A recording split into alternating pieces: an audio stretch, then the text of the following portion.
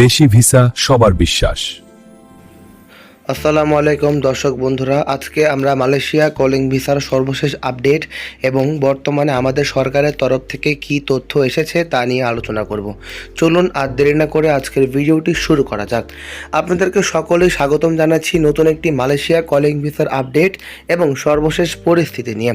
সামাজিক যোগাযোগের মাধ্যমে এবং বিভিন্ন ইউটিউব চ্যানেলে বলা হচ্ছে যে কলিং ভিসা শুরু হয়ে গিয়েছে, মেডিকেল শুরু হয়ে গিয়েছে কিংবা আগস্ট মাসে ফ্লাইট হবে, কিন্তু আসল সত্য তথ্যটি কি চলুন বিস্তারিত জেনে নেওয়া যাক। প্রথমে গুরুত্বপূর্ণ বিষয়, এখন পর্যন্ত মালয়েশিয়া সরকার, মালয়েশিয়া ইমিগ্রেশন কিংবা সংশ্লিষ্ট কোনো সরকারি কর্তৃপক্ষ কলিং ভিসা পুনরায় চালুর বিষয়ে কোনো অফিসিয়াল ঘোষণা প্রকাশ করেনি। তাই যেসব খবর ছড়িয়ে পড়েছে সেগুলো সরকারের নিশ্চিত তথ্য হিসেবে সঠিকভাবে ধরা হয় না। এখন অনেকেই জানতে চাচ্ছেন এজেন্সিগুলো কি পাসপোর্ট জমা নিচ্ছে। বর্তমান তথ্য অনুযায়ী বাংলাদেশের বেশিরভাগ বড় রিক্রুট এজেন্সি এখনও নিয়মিতভাবে নতুন পাসপোর্ট জমা নিচ্ছে না। এর অন্যতম কারণ মালয়েশিয়ার নিয়োগকারী কোম্পানিগুলো কাছ থেকে এখনও আনুষ্ঠানিক নতুন ওয়ার্ক অর্ডার বা শ্রমিক চাহিদাপত্র এখনও আসেনি। তবে বিভিন্ন মহলে আলোচনা হচ্ছে যে প্রক্রিয়া চালু করার বিষয়ে কাজ চলছে, কিন্তু সরকারি ঘোষণা প্রকাশ না হওয়া পর্যন্ত নিশ্চিত করে কোনো তারিখ বলা সম্ভব নয়। তাই কেউ যদি আজকে থেকেই মেডিকেল শুরু বা আগামী সপ্তাহে সবাই উড়ে যাবে, তাহলে এই তথ্য সম্পূর্ণটি ভুল।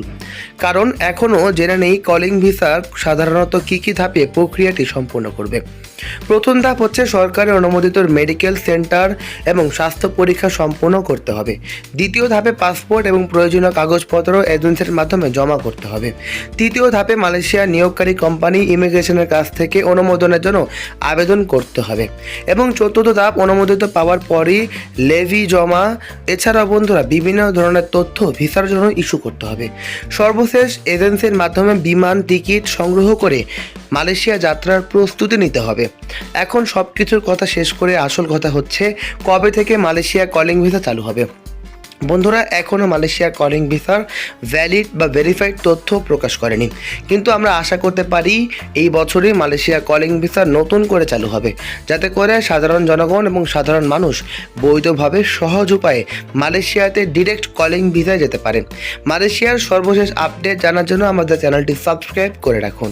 আজ এ পর্যন্তই। ভালো থাকবেন, সুস্থ থাকবেন, চোখ রাখবেন চ্যানেলে। আসসালামু আলাইকুম।